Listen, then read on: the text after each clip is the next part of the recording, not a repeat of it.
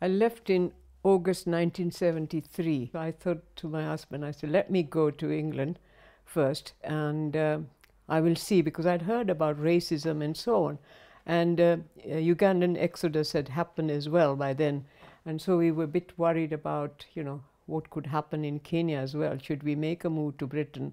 We were enjoying our jobs, so there was not, lots of jobs were Africanized, but not the teaching jobs. So we were fine staying there, but we wanted to move to a city, which was almost impossible. So I came over with my 5-year-old daughter and decided to study for librarianship. And because of my teaching experience and qualifications, I thought I would join ILEA, the Inner London Education Authority. By that time, I said to my husband, it's fine, come and join us now, because I don't think, I need to go, we need to go back, because, and then I just got this job with like 10 minutes interview with ILEA. It was a wonderful opportunity for me because I learned to be supported there. It was a school library service system, so we would send out bulk loans to schools, and we did research for the educational officers and teachers and so on, so all sorts of things. So having been a teacher, it was really wonderful, and I came across lots of children's literature as well, which was totally strange for me. And so that was 2 years I spent there. The Academy's motto is read Gujarati, write Gujarati,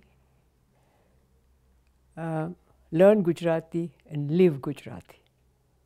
So because its motto is to keep the language, literature and culture of Gujarati alive in this country. What happened is while I was working, I worked from 77 till 99.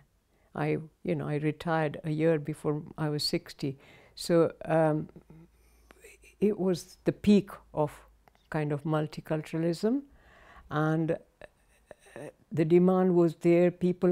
What had happened is when we first arrive in a country, our main job as immigrant is to look some kind of security in terms of job.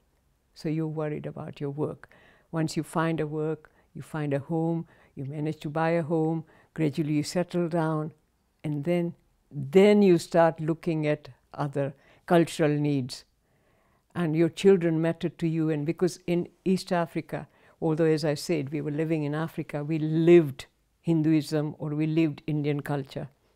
So we didn't have to worry about teaching our children anything. Here we had to make sure that our children didn't lose it. So then we started paying a little bit more attention on our children and on ourselves in order to keep our language alive and so on. So people started using the library service because we are trying so hard to keep our language, and people say language never dies, but I can see it dying, because in the sense that now even if text messages are sent in Gujarati, it's all in Romanized text.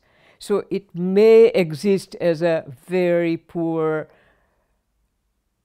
vocal language rather than written language. My message is enjoy the culture you come from and enjoy the culture you live in.